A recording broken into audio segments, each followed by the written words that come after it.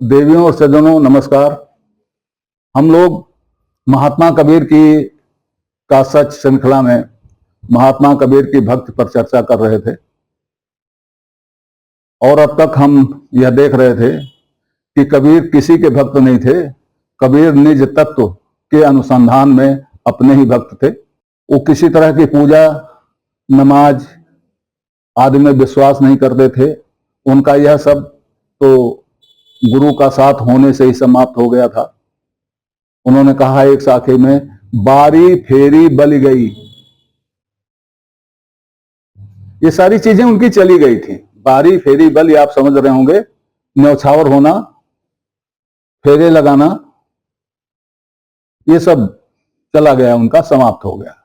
दिया जलाने की बात मैं कर ही चुका हूं। तो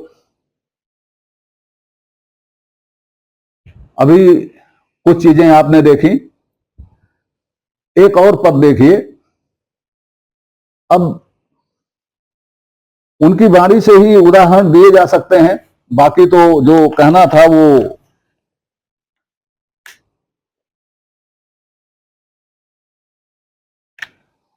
उसकी प्रीत किससे है, कबीर की प्रीत किससे है? भक्त नहीं, प्रीत। भक्त तो किसी की नहीं है, उनकी प्रीत किससे है? देखिए वो क्या कहते हैं, प्रीतड़ी तो तुझ सो बहु गुणियाले कंत, जे हंसी बोलो और सो तो नील रंगाऊ दंत। मेरी प्रीत तो है गुड़ियाले कंत तुझसे है। गुड़ियाला कंत कौन है? गुड़ियाला कंत जो एक गुण का स्रोत हो, और गुड़ियाले कंत वह कंत जो तमाम गुणों का स्रोत हो, जो सब गुणों का स्रोत हो। गुणों का स्रोत कौन है? गुणों का स्रोत किसे कहते हैं? आपके कमंडल में जल है, वो जल समाप्त हो जाएगा, आप लेने कहां जाएंगे? कुएं के पास जाएंगे, कुएं का पानी भी समाप्त हो जाएगा। कुएं में पानी कहां से आता है? अंडरग्राउंड वाटर जो फ्लो करता है उससे आता है। नदी में पानी सोते से आता है, पहाड़ से आता है, बर्फ से पिघल कर आता है। मानसरोवर से गंगा जमुना निकलते हैं, मानसरोवर में पानी कहां से आता है? पिघल के आता है। तो जो ये पानी आता है जहां से स्रोत है इसका, उसको स्रोत कहते हैं। वो अविनाशी है, वो स्रोत हमेशा रहेगा, सूखेगा दूसरा स्रोत बनेगा। उसी तरह से एक ऐसी सत्ता जिससे सारे गुण निकलते हैं, कबीर की प्रीत उसी से है, बाकी किसी से उसकी प्रीत नहीं है। उनके पास वो गुण है, उनके पास वो गुण है, उनके पास वो गुण है, उनके पास वो गुण है, वो वर्षा करते हैं, वो जलाते हैं, वो बहाते हैं, कोई मतलब नहीं। जिसके पास सारे हैं, जिसके स्रोत से सारे ये लेते हैं बल, उससे प्रीत है। और कहते हैं कि और से अगर मैं बोलूं हंसकर तो नील रंगाऊं दंत, तो मैं अपने दांत नीले रंगा लूं। पुराने जमाने में दांत नीले वेश्याएं करती थी। तो यहां भी वही है कि अगर मैं किसी और से हंसकर बोलूं तो मैं वेश्या हो जाऊंगा। तो कबीर एक से प्रीत रखते हैं, और वह प्रीत जिससे प्रीत रखते हैं वो गुणियाला है, गुणों का स्रोत है, किसी और पर आश्रित नहीं है गुणों के लिए। वही उसी पर सब आश्रित हैं गुणों के लिए। ऐसा कौन है? आप केन उपनिषद में जाइए, वहां देखिए, पहले दूसरे तीसरे मंत्र में ही है, लब्बो लुबाब इन मंत्रों का यह है, वह नहीं है जिसे तेरी आंखें देखती हैं, बल्कि वह है जिसके बल से तेरी आंखें देखती हैं। वह नहीं है जो तू बोलता है, वह है जिसके जोर से तू बोलता है। वह नहीं है जिसे तू सुनता है, वह है जिसके जोर से तू सुनता है। ये जोर किसका है? ये जोर किसका है? ये जोर किसी ऊपर वाले का नहीं है, ये जोर किसी दाएं बाएं वाले का नहीं है, ये जोर हमारे अपने इसका है जो हमारे अंदर बैठा हुआ है। इसको आप अपने से कंफ्यूज ना कीजिए, ये आप नहीं हैं। आप तो इसके जोर से आप हैं, आप नहीं हैं, आप कुछ नहीं है। देह कुछ नहीं है, मन भी नहीं कुछ है इसके आगे। मन सबसे तेज है, लेकिन इसके आगे मन भी कुछ नहीं है, क्योंकि उपनिषद का ऋषि कहता है कि वह मन से भी अधिक दूर गया होता है, इसलिए मन से भी प्राप्त नहीं है। अब बताइए कहां खोजें उसको, कैसे खोजें उसको? हमारे ऋषि बड़े सरल थे, वो अपनी नाकामी छुपाते नहीं थे, अपनी नाकामी खुल के बताते थे। अगले मंत्र में वो कहते हैं कि मैं नहीं जान पाता कि शिष्यों को उसका उपदेश कैसे करूं, जैसा हम सुनते आए हैं वैसा ही हम बता रहे हैं। कितनी सरल भाषा में उन्होंने बता दिया ब्रह्म के बारे में। वही है गुड़ियाला, वही गुड़ियाला जिसके बारे में ऋषि बात करते हैं, और उसी गुड़ियाले से कबीर की प्रीति है। और वह गुड़ियाला और कोई नहीं, वह गुड़ियाला यही हमारा जीव है। एक जीव कित कहो बखानी, ये भी कहा कबीर ने। और जीव रूप एक अंतर्वासा, अंतर्ज्योत किन प्रकाशा, ये भी कहा कबीर ने। तो सारी चीजें देखने पर ही कबीर की भक्त का अंदाजा लगेगा। और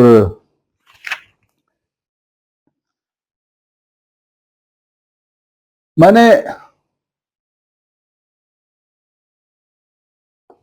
नौधा भक्त की बात की थी, वो भी मैं आपको बताऊंगा।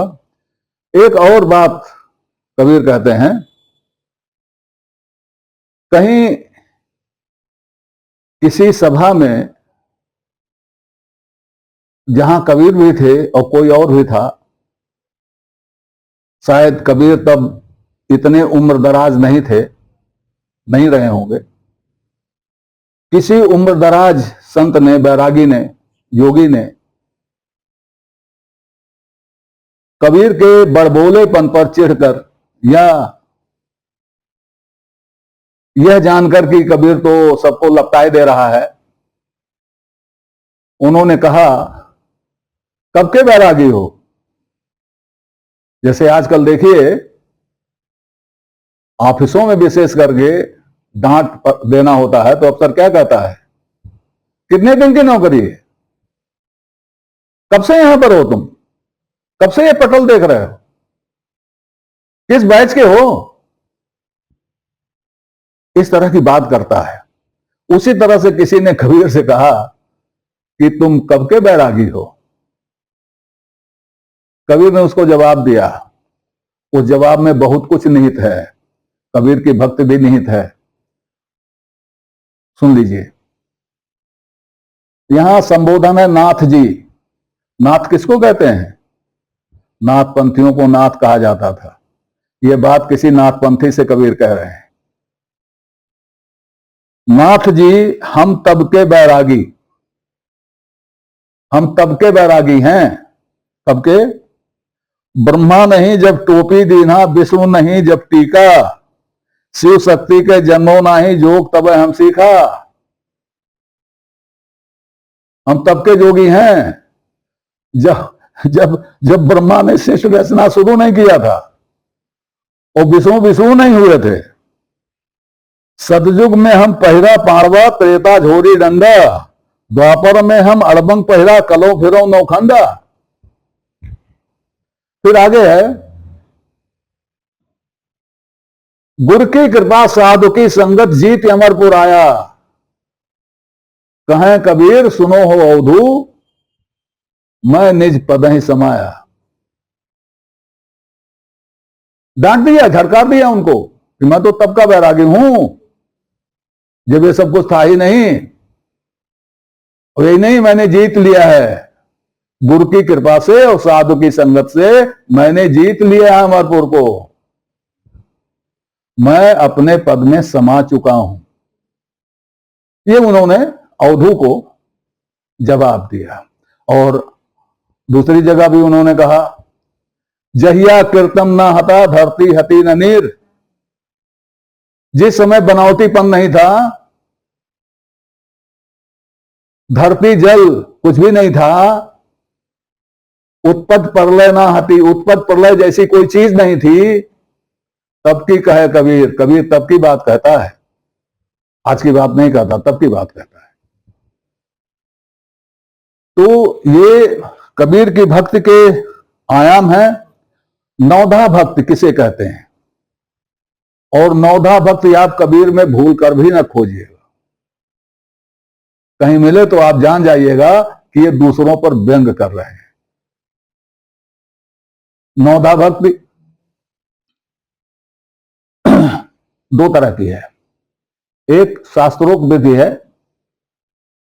और एक तुलसीदास जी की भक्ति है, नौधा भक्ति है। तुलसीदास जी के नौधा भक्ति में और शास्त्रोक्त भक्ति में थोड़ी बहुत कमी है, थोड़ा बहुत अंतर है। शास्त्रोक्त भक्ति जो है, नौधा भक्ति है, उसमें 9 चीजें हैं, ध्यान से सुनिएगा।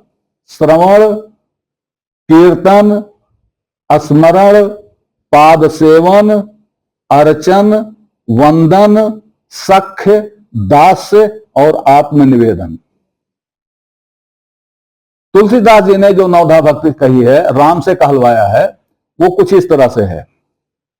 नौधा भक्ति कहो तुहि पाही, सावधान सुन धर्म मन माही, प्रथम भगत संतन कर संगा। ऊपर जो हमने 9 बताए हैं उसमें कहीं यह नहीं है। प्रथम भक्ति संतन कर संगा, दूसरी रत मम कथा प्रसंगा, गुरुपद पंकज सेवा, तीसरी भगत अमान, चौथी भगत मम गुण गण, करई कपट तज गान ज्ञान गान, मंत्र जाप मम दृढ़ विश्वासा, पंचम भजन सुवेद प्रकाशा, छठ दम शील बिरत बहुकर्मा, निरत निरंतर सज्जन धर्मा, सतवां मम सम मोहि मैं जग देखा, मोते संत अधिक कर लेखा, अठवां यथा लाभ संतोषा, सपने हो नहीं देखई पर दोषा, नवम सरल सब मन छल हीना, मम भरोस ही हरस न देना, नौमहु एकहु जिनके होई, नारी पुरुष सचराचर कोई। तो ये 9 भक्तियां हैं। इन 9 भक्तियों में से दोनों तरह की जो बताई गई हैं, उसमें एक स्मरण को छोड़ करके बाकी आपको कबीर में कुछ नहीं मिलेगा। और यहां दोनों में जो स्मरण शब्द आया है वह किसी के साथ जुड़ा हुआ है। प्रश्न इसमें उठाया जाएगा, स्मरण किसका? कबीर के बारे में जो प्रश्न उठाया जाएगा, स्मरण किसका? तो वही भक्त। भक्त किसके? किसी के नहीं। स्मरण किसका? किसी के नहीं, अपने का स्मरण, और किसी का नहीं। एक साखी में उन्होंने कहा, शून्य सहज मन सुमिरते प्रकट भई यक ज्योत। शून्य सहज मन से स्मरण करते ही एक ज्योति प्रकट होती है। तास पुरुष की मैं बलिहारी, निरालंब जे होत। मैं उसकी बलिहारी हूं जो निरालंब हो जाता है। निरालंब का मतलब न किसी के सहारे रहना, न किसी का सहारा होना, ये निरालंब होना है।